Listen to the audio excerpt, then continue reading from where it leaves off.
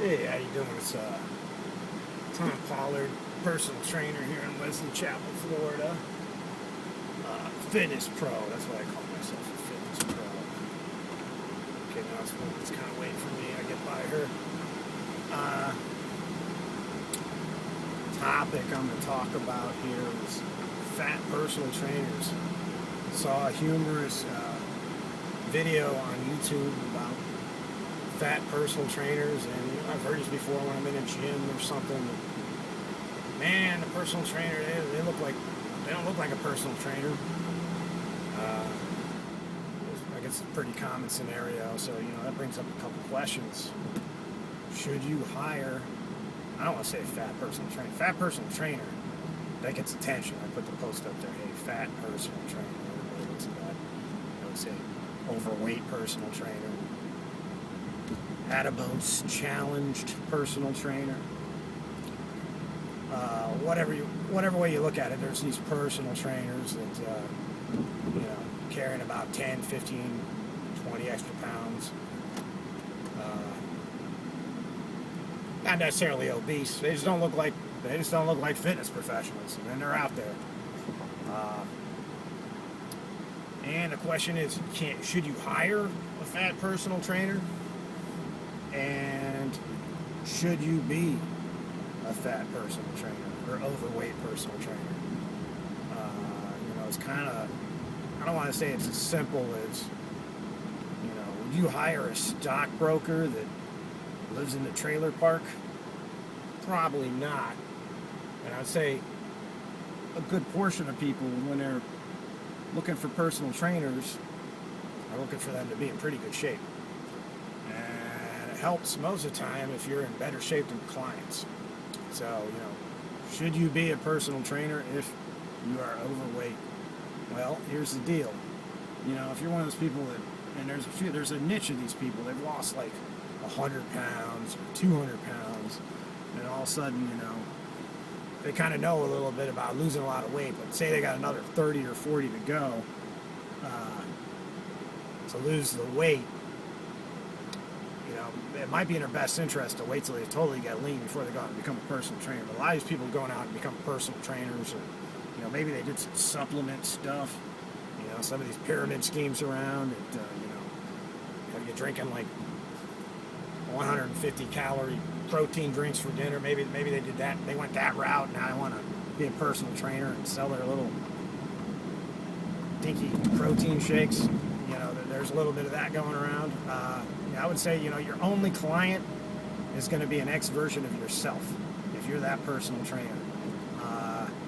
You're trying to get the, I'm a personal trainer, and I'm trying to get my clients. I've got women that are trying to lose like 3% body fat in like 2 months for a wedding.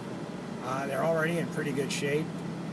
You get guys that, used to be in good shape in like high school and college. They're like 40 now. They're like 30, 40 pounds overweight. Those are the bulk of clients you're going to get. The obese people that need to lose 150 pounds, they're obese for a reason. The reason is they're not hiring trainers. They're not even thinking about it. They're just, wallowing in a lot of food and all the issues that go with that. So they need to start walking, and, maybe a personal trainer would work for them, but that's a whole life thing. So, if you're a personal trainer that has lost 100 pounds and you're still kind of overweight, and you think you'd be a personal trainer, those are your clients. So that's not going to be a big base. You're going to have a hard time making a living off of that. You're still going to get some judgment. You're still going to get the obese people that are looking at you saying, hey, he's still kind of fat. I wish he knew what he was talking about a little more. He wouldn't be so fat. And that might not be the case, and it might be a little bit of judgment, but it's the truth is people kind of judge you on your looks. Now, the other case where, a personal trainer might be fat is, strength and conditioning coach. I mean, if you go, that's more than a personal trainer, but people working with athletes sometimes, like football players, guys that get them a lot stronger. Maybe they're carrying around, maybe they were like a lineman or something. They're carrying around 30 extra pounds of flab, but they're not like obese. They're like, 20% body fat. But if they know how to get people to squat a ton of weight, knock people over on the football field, and that's where that's a niche personal trainer. there's that guy. There's the bodybuilder who's out of season. But these kind of people that these kind of trainers aren't the type that people are normally hiring. But there are personal trainers that are overweight, but the ones that are successful have some kind of niche like that. Like they're training football players or something like that. The other thing I want to bring up is women. Women are real harsh on other women. Sometimes there's a personal trainer in the gym and she's like 10 pounds overweight, and so all the women will be saying, why is she a personal trainer? And unfortunately, you get some guy trainer, he's 10 pounds overweight, he'll just dress up like a physical therapist and put on like a golf shirt and some khaki pants and walk around like maybe he's got a degree in something and he's going to help you, and maybe he does, but he can kind of hide with that. With the women, sometimes women hire another woman trainer, they want to see a woman that's really in good shape, and unfortunately there's some judgment there. Sometimes women are judged by the size of certain body parts that are, just naturally that way. And I've seen a little bit of that. So, women, don't be so harsh on other women. If some woman's like 22% body fat and she's got a big solid rear end, it doesn't mean, she's fat or something like that. It just means that she's built differently. And the other question is, should you hire an overweight personal trainer? I don't even know if that's a question. I just think people are going to do something or maybe they're not going to do something.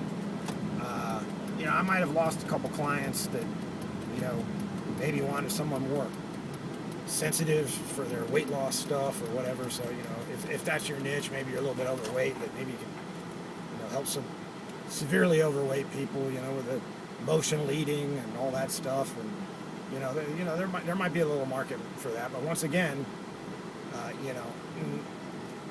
those people generally aren't looking for trainers. Most of the people you find looking for trainers need to lose like 10, 20 pounds. The people need to lose 100 plus pounds.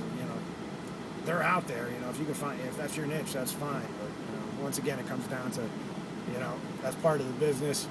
You're going to be judged.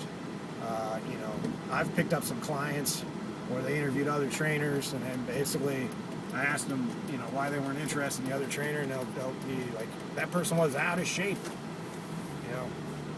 They misrepresented themselves. They said they were all into health and everything, and they showed up and they had saddlebags, and their posture wasn't great, and there's a whole bunch of other issues besides being overweight. So if you're going to be in this profession, be your client.